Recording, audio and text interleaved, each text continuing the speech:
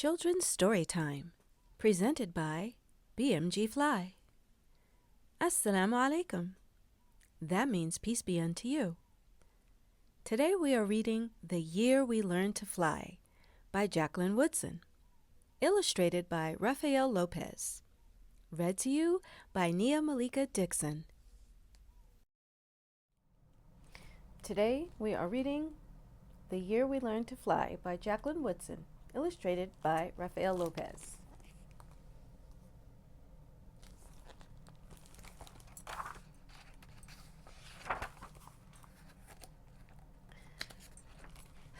That was the year we learned to fly.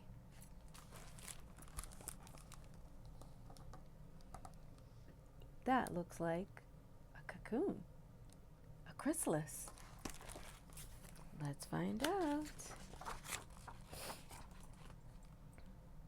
That was the spring when the rain seemed like it would never stop, and the thunder boomed so hard we weren't allowed to go outside.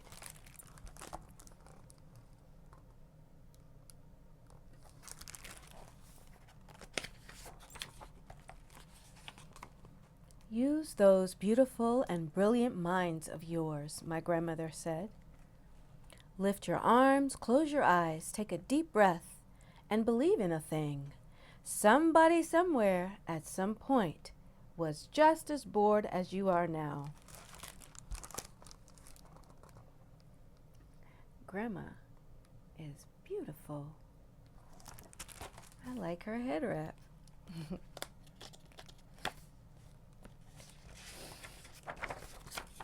So, my brother and I closed our eyes, and for a few minutes that first day, we weren't stuck in our apartment anymore.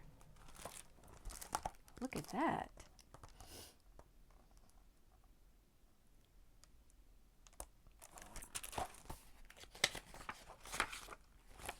We were flying over the city we'd known our whole lives, but it was suddenly different, exploding with every kind of flower we'd ever dreamed of growing.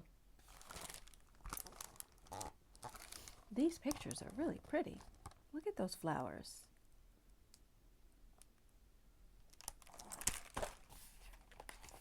And a purple butterfly.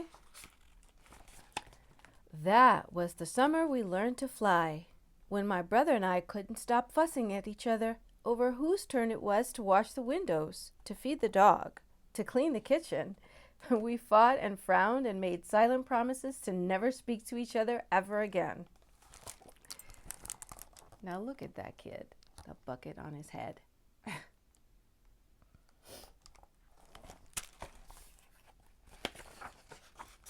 My grandmother said, lift your arms, close your eyes, take a deep breath, and stop being so mean about everything. Somebody somewhere at some point was just as mad as you are now. Now look at those pretty butterflies in her hair, and flowers, and the bird on his shoulder. But Grandma's right. You shouldn't be so mean to each other. You're brother and sister. So we did, and as the soft wind took us out over the city and past the windows of kids who hadn't yet learned to fly, my brother and I reached for each other's hand, flying and diving and laughing and leaving all of our mad far behind us. See? Look at that. That's pretty. Those kids are staring at them like, what? See? What is going on?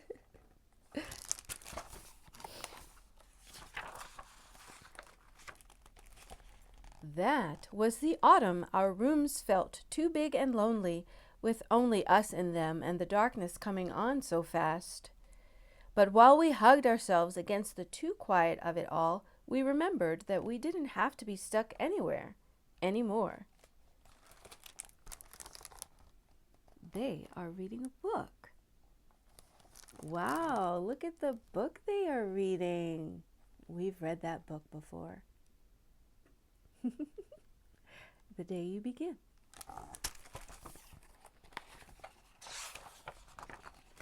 My grandmother had learned to fly from the people who came before. They were aunts and uncles and cousins who were brought here on huge ships, their wrists and ankles cuffed in iron, but my grandmother said, "Nobody can ever cuff your beautiful and brilliant mind." And Grandma is absolutely correct.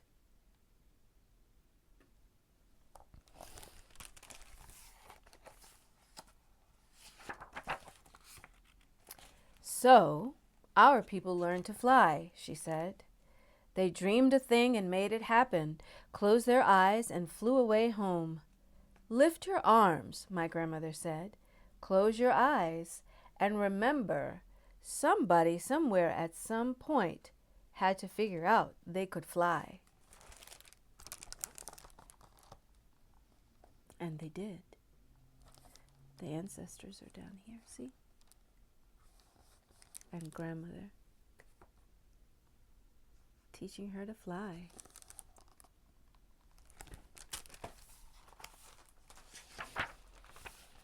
That was the winter we moved away from the building and the block and the friends we'd always known. Goodbye. They're all waving. See? And there's Grandma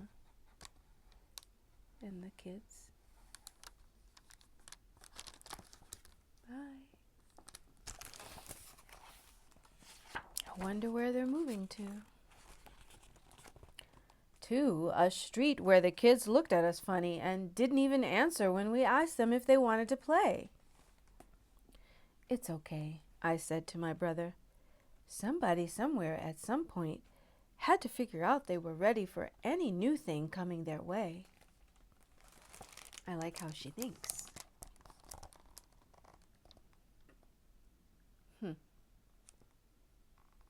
Interesting. I wonder why they don't want to play with them.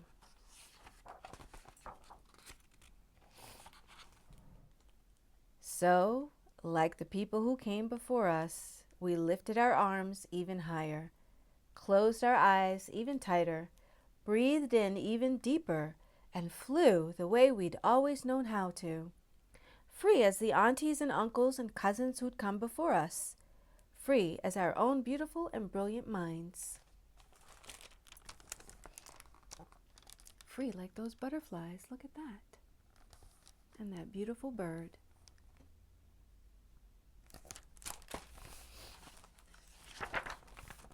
For a long time, the kids on the ground watched us.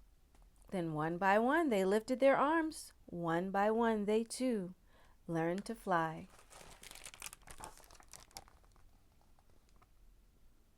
Nice. That kid still hasn't figured it out yet, but he will.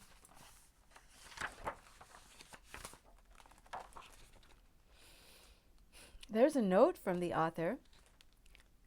The first time I read The People Could Fly, American Black Folktales by the brilliant Virginia Hamilton, I realized that through her beautiful story, I was learning to fly. Not with wings, but with words. Her book is the story of how enslaved people escaped their hard lives by lifting up and flying away home, and every page is anointed with the illustrious paintings of Leo and Diane Dillon. As a kid, I always wondered how people were able to survive through the horrors of enslavement, but they did. And they passed down their stories and their fables and their memories to the young people coming along after them. And these stories gave us wings. Virginia Hamilton gave me and so many other writers storytelling wings. And with these wings, I've been able to fly past even the hardest of times into the world of my stories. Sometimes, the first step toward change is closing our eyes, taking a breath, and imagining a different way. By Jacqueline Woodson. And she's right. I read that same storybook, I had the same feeling as a storyteller, and Virginia Hamilton's stories inspired me as well. And I'm so glad that you got a chance to read this story with me, and I hope that it inspired you to learn to fly. All right, I'll see you next week with more stories. In the meantime, practice flying.